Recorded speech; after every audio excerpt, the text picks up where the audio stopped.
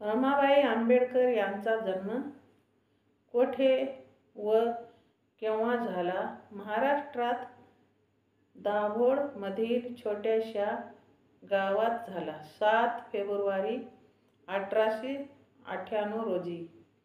त्यांनी सामाजिक न्याय सुधारण्यासाठी पाठिंबा दिला. रमाईचा जन्म तसा आपला देश नारीरत्नाची खाण म्हणून ओळखल्या जातो. जाणून घेऊया.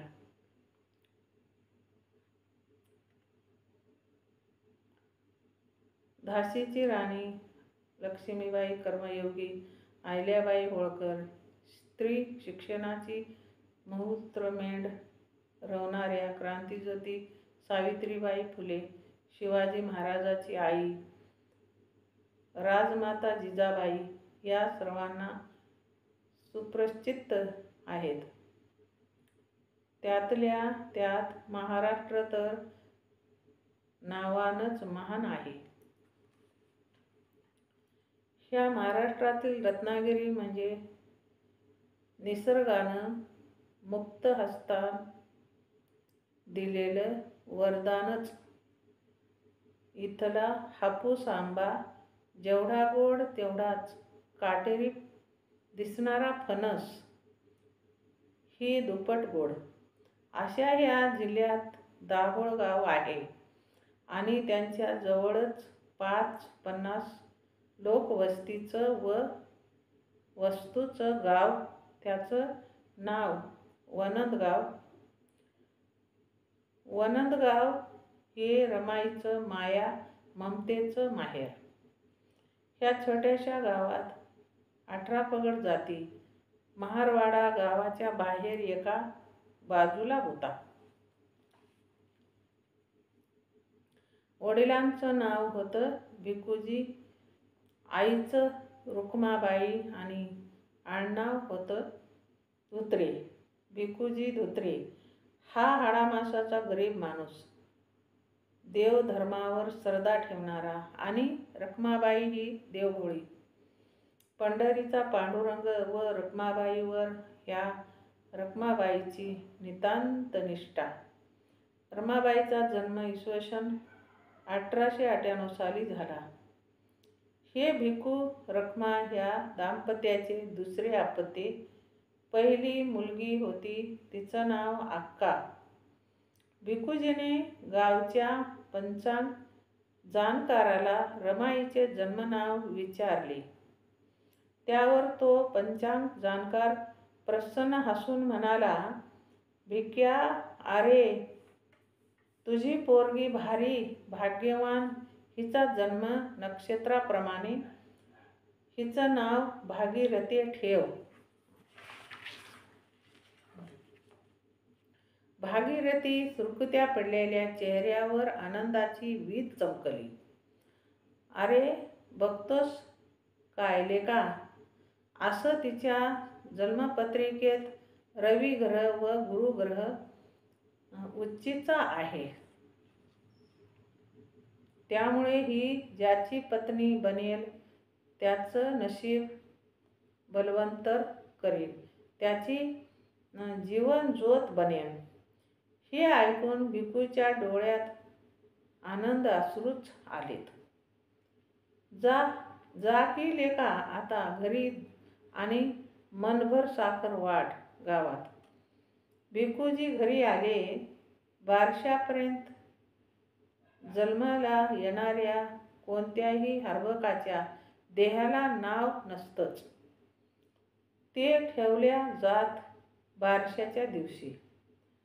रखमाबाईनं आपल्या मुलीचं नाव भागीरथी ठेवलं, पण लाडाने तिला सारे रमे असंच म्हणत. पुढे हेच नाव प्रचलित झालं.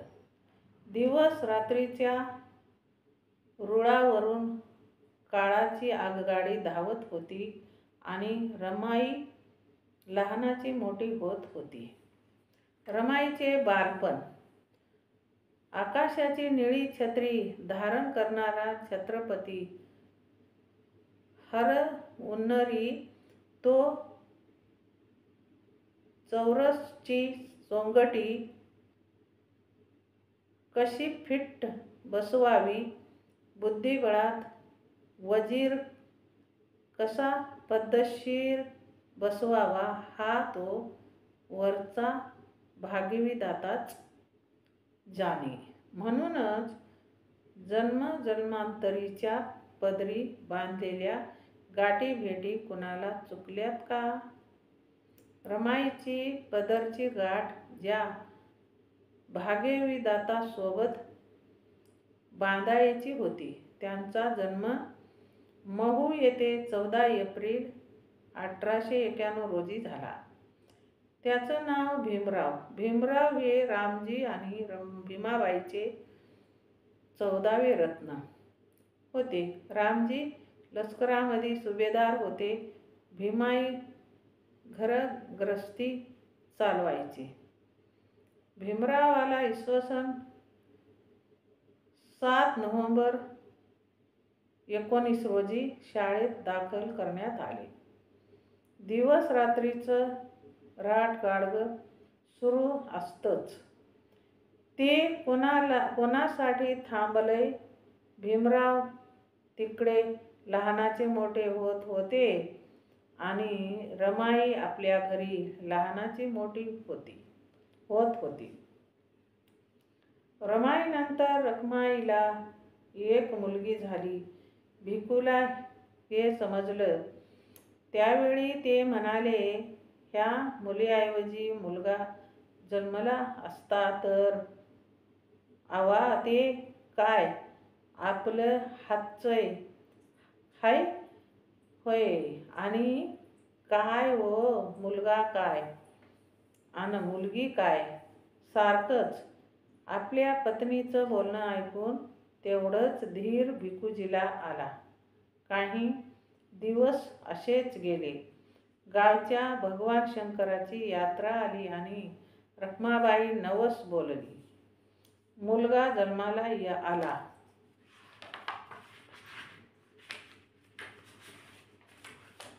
मुलगा जन्माला आला. हा भगवान शंकरासारखा काळा सावळा आहे, म्हणून ह्याचं नाव शंकर ठेवू. मला बी शंकर नाव आवडेल. अशा पद्धतीनं 4 लेकरं पोटाशी धरून ह्या गरीब कुटुंबाचा संसार गुण्यागोविंदानं सुरू होता. अशातच रमाच्या मोठ्या बहिणीचं लग्न झालं. तिला दाभोळला दिलं. असं सगळं सुरळीत सुरू असताना ह्या गरीब कुटुंबाला कुणाची तरी दृष्ट लागली आणि रखमाबाईची तब्येत खालवायला सुरुवात झाली. आता रमाबाईवर ह्या घराची जबाबदारी येऊन पडली. दिवस जात होते. भल्या सकाळी भिकूजी बंदरावर जाऊ लागला. रस्त्यात एक पाटील भेटला. काय भिकोबा, पाया पडतो पाटील काकाजी. आज सकाळीच मासोळी आणावं लागलं ना. आपला हा नेहमीचा धंदा. खरं आहे, देवानं पोट दिलं बाबा, त्यांच्यासाठी समद करावं लागतं. बरं, तुझी बायको तब्येत कशी आहे तिची? बरी आहे. गेली रोजी आणायला, गौऱ्या करायला. तिले डॉक्टरले दाखव रे बाबा, फार गुणाची बाई. पाटील काकाजी, जेवढं होईल तेवढं समद करतो मी, पण त्या पांडुरंगापुढे कोणाचं चालेल का? खरं आहे बाबा तुझं. जातो काकाजी, उशीर झाला तर मालक रागावतोय. जा बाबा.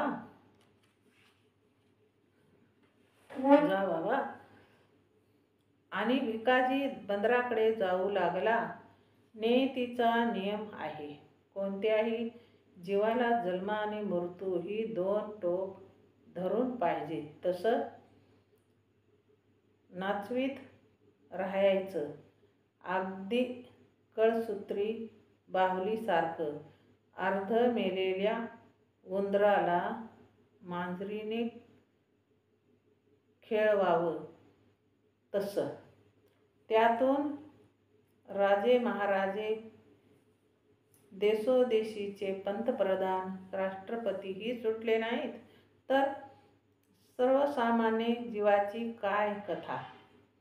भिकूजीचं कुटुंब गरिबीमुळे ग्रासल्या गेलं. एकदा तो दाभोळ बंदरातून मासोळीचं टोपलं घेऊन मार्केटला जात असताना मध्येच कोसळला. लोकांनी त्याला घरी आणलं. तेव्हापासून रखमाबाईनं धसकाच घेतला. ती नवऱ्याची काळजी घेता घेता सवत आजारी पडली. अंथरूण धरलं. एका सकाळी ती रमीला म्हणाली, रमी, काय मा, आता माझं काही खरं नाही. कधी पांडुरंग बोलवील सांगता येत नाही. असं नकोस बोलू मा. तू अशी बोललीस तू आमचं कसं होईल. अगं येडे, देव दयाळू आहे, त्याला सर्वांची काळजी. तू कशाला काळजी करतेस. सारं ठीक होईल. पण एक सांगते, मी गेल्यावर तुझ्या बाची काळजी घे. तुझी भावंड गौरी आणि शंकर त्याला सांभाळ. मा, रामूच्या डोळ्यात चटकन पाणी आलं. असं नको बोलूस मा. सत्य नेहमीच कटू असते बाई, पण म्हणून वास्तव नाकारता येत नाही. मन धीट कर, धीर धर आणि आणखी एक गोष्ट ऐक. लवकरच लगीन होईल. तवा नवऱ्याच्या घरी बाई माणसानं गुणानं राहावं. पतिसेवा हीच देवसेवा समजावं. पतीपुढे जास्त बोलू नये. डोक्यावरचा पदर पडू नये. कर्म करत राहावं. दुःख सहन करत राहावं. अबोल होऊन देवानं बाईचा जन्म ह्यासाठीच दिलाय. रमा, आपल्या सगळं साध्या मायेची गोष्ट कान देऊन ऐकत होती. ऐकलं का बाई. हो मा. एवढ्यात बाहेरून शंकर आला. मा, मले भूक लागली. थांब बाई, भाकर टाकून देते. जातो मा. जाय मा. आणि रमी चुलीजवळ गेली. आता रमाई नेक्स्ट टू मदर झाली होती. डॉक्टर बाबासाहेबांचे मुंबईत वास्तव्य. कोणत्याही माणसानं संकटाला घाबरू नये. त्या संकटाला सामोर जावं. खरं म्हणजे संकट कोणतंच मोठं नसतंय. मुळातच आपली सहनशक्ती कमी पडते. प्रभू रामचंद्राजवळ अशी सहनशक्ती होती म्हणूनच त्यांना आपल्याला 14 वर्षे वनवास भोगावा लागेल हे संकट कधीही वाटलं नाही. असं आपण सारेच म्हणतो, पण ज्याच्यावर हे बेतते त्याला खरोखर ॲक्च्युली काय वाटतं असेल. त्याला एकच वाटतं असेल, ही सारी मूळाक्षर 12 खडीतली भरलेली निरर्थक व्यर्थक आहेत. उगाच अक्षर अडवल्यासारखी वाटतात. वनवास प्रभू रामचंद्राला संकट वाटलं नसेल, पण सर्वसामान्यच काय, पृथ्वी तलावर सारीच देव माणसं नसतात, साधी माणसं असतात. कोहला कुत्र्याला भिणारी. म्हणूनच प्रत्येक माणसाच्या जीवनात असे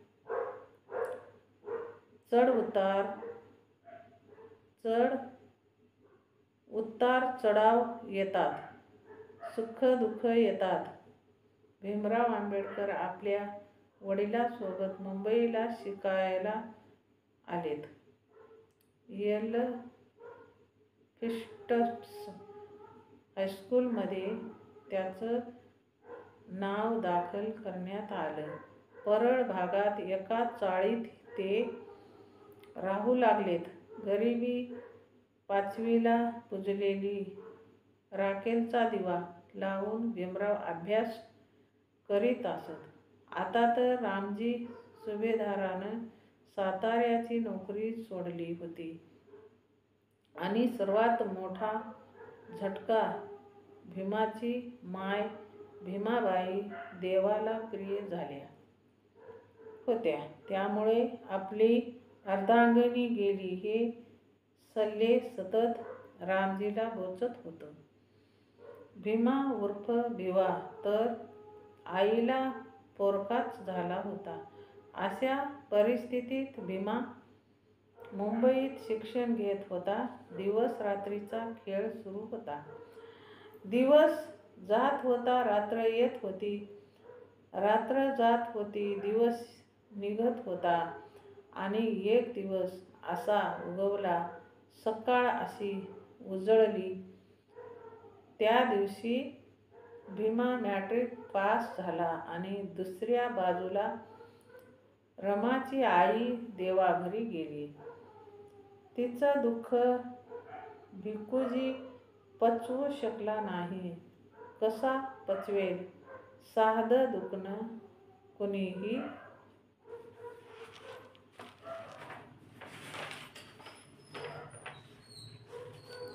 कुणीही पचवेल, पण जीवनभर साथ देणारी आपली धर्मपत्नीच गेली तर आयुष्यात बेरीजेपेक्षा वजाबाकीच जास्त झाली. एक आपण लक्षात ठेवलं पाहिजे, संकट ही कधीच एकटी येत नसतात.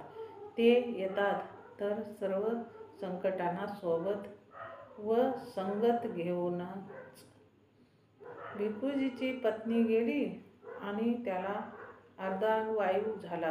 त्याचं अंग अर्धं लुळं लंगडं पंगडं पडलं. रमा हे पाहून अर्धमेली झाली. दुर्दैवाच्या दर्पणात ती पाहत रडू लागली. अशाच एका सकाळी भिकूजी अंथरुणावरून पडला होता. त्याला संडास झाली. बा मी धुते. नको मा. काना म्हणता. मी तुमची पोरगी, तुमची सेवा करायची काय लाज. भिकूजीला आपल्या असह्यतेचा पश्चाताप झाला. त्याने संडास स्वतःच साफ केली. डोकं दुखतंय, थोडी सूंठ उगाळून देते. राहू दे, बसेल तसंच ते. बाई, माईनं सांगितलंय बाची सेवा करत जाय म्हणून. ती वेडी होती, तिचं जाऊ दे. रमानं बाच्या कपाळावर सूंठ उगाळून लावली. बरं वाटलं.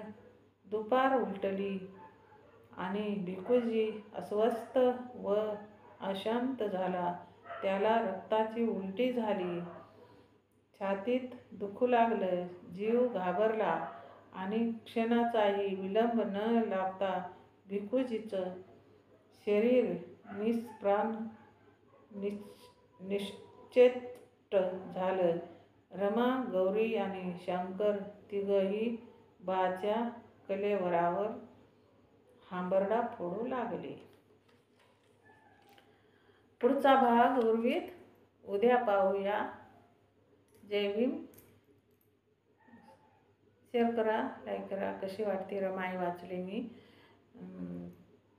आवडली तर शेअर करा. मी काही एवढी हे नाही, शिकलेली नाही.